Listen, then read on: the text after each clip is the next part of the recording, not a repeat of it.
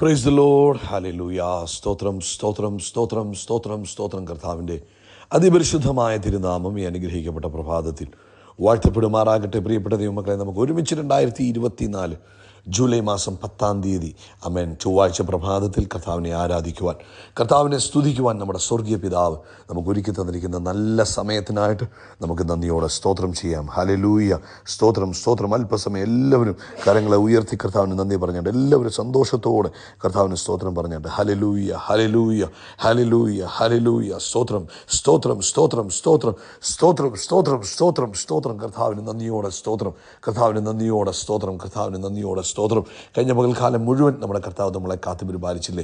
കഴിഞ്ഞ പകൽക്കാലത്ത് നമ്മുടെ യാത്രകളിൽ, നമ്മളായിരുന്ന ഇടങ്ങളിൽ ദൈവത്തിൻ്റെ കൃപ അനുഭവിപ്പാൻ കർത്താവ് നമ്മളെ സഹായിച്ചു. കർത്താവിനൊന്ന് സ്തോത്രം പറഞ്ഞ് നന്ദിയോടെ സ്തോത്രം, നന്ദിയോടെ സ്തോത്രം, നന്ദിയോടെ സ്തോത്രം, നന്ദിയോടെ സ്തോത്രം. അപ്പാ സ്തോത്രം സ്തോത്രം സ്തോത്രം സ്തോത്രം. രാത്രികാലം നല്ല ഉറക്കം തന്ന് നമ്മളെ അനുഗ്രഹിച്ചില്ലേ? അതും കർത്താവിൻ്റെ വിശ്വസ്തതയല്ലായിരുന്നോ? അതിനായിട്ട് സ്തോത്രം ചെയ്തേ. എത്രയോ പേർ കിടന്നിട്ട് ഉറങ്ങാൻ കഴിയാതെ പോയപ്പോൾ ദൈവത്തിൻ്റെ കൃപയാൽ നല്ല ഉറക്കം തന്നു. ഒന്ന് തന്ന ഉറക്കത്തിനായിട്ട് കർത്താവിന് സ്തോത്രം പറ. സ്തോത്രം സ്തോത്രം സ്തോത്രം സ്തോത്രം സ്തോത്രം. അതുപോലെ ആരോഗ്യത്തോടെ എഴുന്നേൽപ്പിച്ചില്ലേ?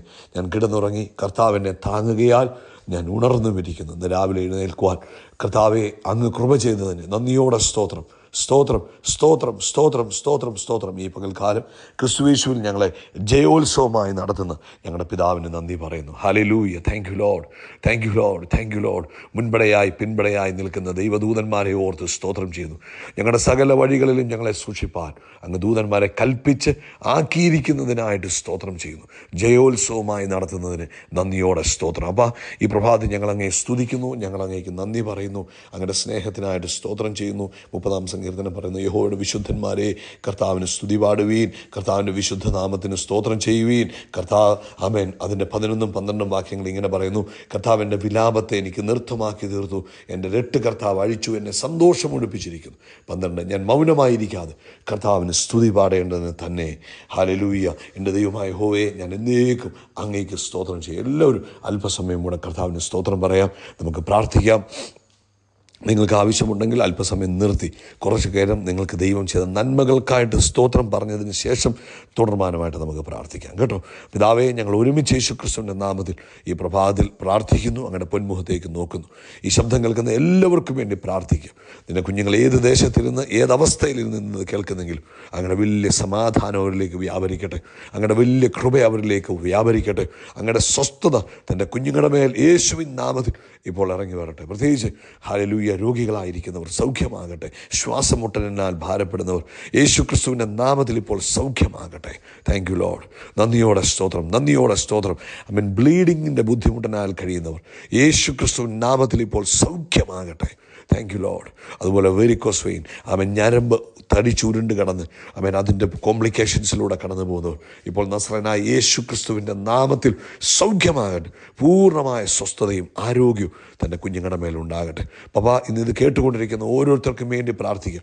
ഇവരുടെ മേൽ സൂപ്പർ നാച്ചുറൽ ഹെൽത്ത് ഉണ്ടാകട്ടെ, ഡിവൈൻ ഹെൽത്ത് ഉണ്ടാകട്ടെ. സ്വർഗീയ ആരോഗ്യം യേശുവിൻ നാമത്തിൽ തൻ്റെ മക്കളുടെ മേൽ ഉണ്ടാകട്ടെ. അങ്ങ് അത്ഭുതങ്ങളുടെ ദൈവമാകിയാൽ സ്തോത്രം ചെയ്തു.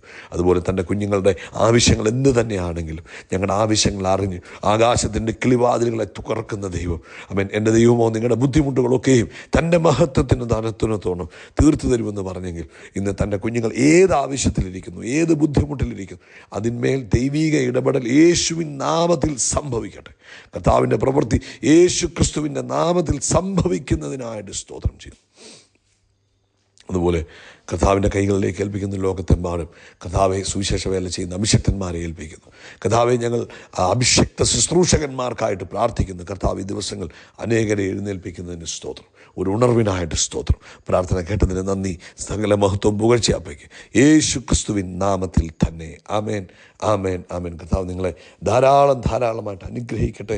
ദൈവത്തിൻ്റെ വലിയ കൃപ ഇന്ന് പകൽക്കാലം നിങ്ങളുടെ കൂടെ ഉണ്ടാകട്ടെ. ഇന്ന് ബുധനാഴ്ചയാണല്ലോ. നമുക്ക് രാത്രിയിൽ ഇന്ത്യൻ സമയം 9:30 മീറ്റിംഗ് ഉണ്ട്. പ്രത്യേകം പ്രാർത്ഥനയോടുകൂടി നിങ്ങളെല്ലാവരും അതിൽ പങ്കാളികളാകണം. നിങ്ങളുടെ എല്ലാവരുടെയും ജീവിതത്തിൽ അത് നിശ്ചയമായും അനുഗ്രഹത്തിന് കാരണമാകും.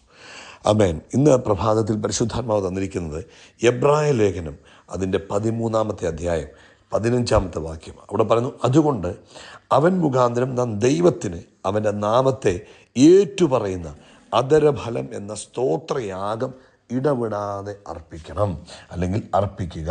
അപ്പോസ്തലൻ എബ്രായലേഖനത്തിൽ പറയുക, അധരഫലം എന്ന സ്തോത്രയാഗം നമ്മൾ എപ്പോഴൊക്കെ അർപ്പിക്കണം?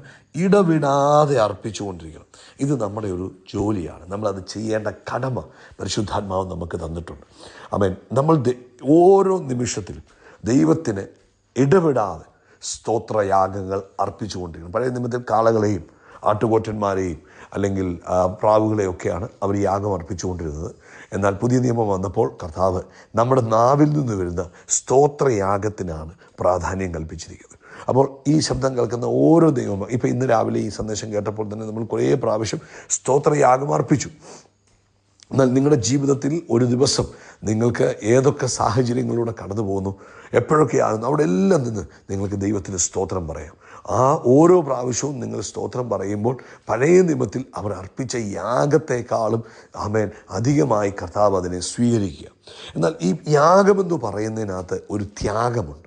യാഗമർപ്പിക്കുക. അബ്രഹാം യാഗമർപ്പിക്കാൻ പോയപ്പോൾ മോറിയാമലയിൽ യാഗമർപ്പിക്കാൻ പോവുകയാണ്. അപ്പം അബ്രഹാമിൻ്റെ സാക്രിഫൈസ് അർപ്പിക്കുമ്പോൾ അതിനകത്തൊരു ത്യാഗമെന്തോ, തൻ്റെ ഏകജാതനായ മകനെ അർപ്പിക്കാൻ പോകുന്നു. ഒന്നോർത്ത് നോക്കിക്കേ.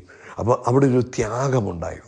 പ്രിയപ്പെട്ടവരെ, നമ്മളും ദൈവത്തിന് യാഗം അർപ്പിക്കുമ്പോൾ അതിനകത്തൊരു ത്യാഗമുണ്ടാകുന്നുണ്ടോ എന്നുള്ളത് ഇമ്പോർട്ടൻ്റ്. അപ്പോൾ എന്താണ് നിങ്ങൾ ചോദിക്കും, എന്തായിരിക്കും ആ ത്യാഗം? നമുക്കെപ്പോഴും ഇങ്ങനെ സ്തോത്രം പറയാൻ വലിയ പ്രയാസമൊന്നുമില്ല. ചിലർ അറിയാതെയും സ്തോത്രം എന്ന് പറഞ്ഞുകൊണ്ടിരിക്കുന്നവരുണ്ട്. ചിലപ്പോൾ അറിഞ്ഞുകൊണ്ട് പറയുന്നവരായിരിക്കാം. ചിലപ്പോൾ എന്താണെന്ന് പോലും അറിയാൻ മേലാതെ നമ്മളൊക്കെ പറയുന്നുണ്ട്. നമ്മുടെ കുഞ്ഞുങ്ങളൊക്കെ സ്തോത്രം എന്ന് പറയത്തില്ലേ, അതുപോലെ എന്താണെന്ന് പോലും അറിയാൻ മേലാതെ സ്തോത്രം പറയുന്നുണ്ട്. എന്നാൽ ഒന്നാമത് നമ്മൾ എന്തിനു സ്തോത്രം പറയുന്നു എന്ന് അറിഞ്ഞു വേണം പറയാൻ. കർത്താവെ, ഞാൻ അങ്ങേക്ക് സ്തോത്രയാഗം അർപ്പിക്കുന്നു എന്ന് പറയുമ്പോൾ അതെന്ത് കാരണത്താലാ? കർത്താവെ, അങ്ങ് എന്നെ ഇന്ന കാര്യം എനിക്ക് തന്നതിന്, ഇന്ന കാര്യത്തിൽ എന്നെ സൂക്ഷിച്ചതിന്, എന്നെ നടത്തിയതിന് ഞാൻ അങ്ങേക്ക് സ്തോത്രയാഗം അർപ്പിക്കുന്നു. അതൊന്നാമത്തെ കാര്യം. രണ്ടാമത്തെ കാര്യം, ഈ സ്തോത്രയാഗം അർപ്പിക്കാൻ ഉപയോഗിക്കുന്നത് നമ്മുടെ അധരമാണ്. ഈ അധരം വിശുദ്ധമായിരിക്കണം. ആമേൻ. നമ്മുടെ അധരത്തെ നമ്മൾ വിശുദ്ധമായി സൂക്ഷിക്കണം. പഴയ നിയമത്തിൽ യാഗവസ്തു വിശുദ്ധമായിരിക്കണം. ആമേൻ.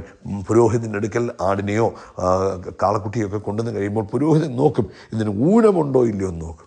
ഊനമുള്ളതിനെ അർപ്പിക്കാൻ കഴിയത്തില്ല. അപ്പോൾ നമ്മുടെ നാവ് ഊനമില്ലാത്ത നാവായിരിക്കണം. നമ്മുടെ നാവിനെ ദൈവത്തിന് യാഗമർപ്പിക്കാനുള്ള ഒരു വസ്തുവായി നമ്മൾ സൂക്ഷിക്കണം.